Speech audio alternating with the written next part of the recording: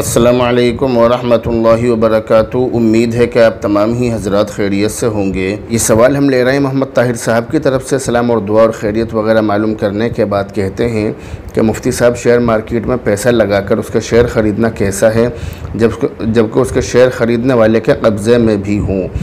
याद रखिए कि शेयर मार्केट में पैसा इन्वेस्ट करने का और पैसा लगाने का आप अगर इरादा रखते हैं तो उससे पहले आप इन शर्तों को याद रखें। उसकी कुछ शराइत हैं जिनका ख्याल रखना ज़रूरी है। सबसे पहली चीज़ ये है कि वो जो कंपनी है जिसमें आप पैसा लगाना चाहते हैं वो किसी हराम कारोबार में और हराम काम में मुलव्विस और मुब्तला ना हो, इस बात का आप ख्याल रखें।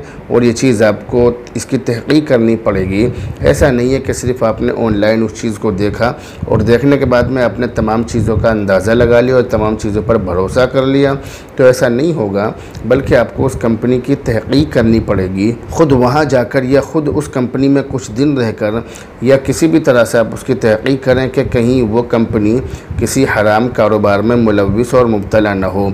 दूसरी शर्त इसके अंदर यह है कि उस कंपनी की तमाम अमलाक, तमाम चीज़ें और तमाम असासे नक़द रकम की शक्ल में न हो, बल्कि उस कंपनी के कुछ मुंजमद असासे भी हों, वरना कमी ज़्यादती के साथ बेचना और फ़रोख्त करना ये जायज़ नहीं होगा, यह बिल्कुल हराम होगा। तीसरी शर्त यह है कि अगर उस कंपनी का हराम कारोबार में मुलव्विस होना उसका मेंबर बनने के बाद मालूम हो, तो उसकी जो सालाना मीटिंग होती है, सालाना मीटिंग या 6 महीने में मीटिंग, जब भी उसकी मीटिंग हो, आप उसकी मीटिंग में उसके ख़िलाफ़ आवाज़ ज़रूर उठाएं। यह आपकी ज़िम्मेदारी है और इस चीज़ की आपको शरीयत ने आप पर हक़ भी डाला है कि अगर आप उस कंपनी से जुड़ना चाहते हैं या जुड़ चुके हैं तो फिर आप उसके ख़िलाफ़ आवाज़ उठाएं। चौथी शर्त यह है कि नफ़े का जितना हिस्सा सूदी कारोबार से हासिल हुआ हो उसको सवाब की नीयत के बग़ैर गरीबों पर, फ़ुक़रा पर और मसाकीन पर, मिस्कीनों पर उसको सदक़ा कर दें।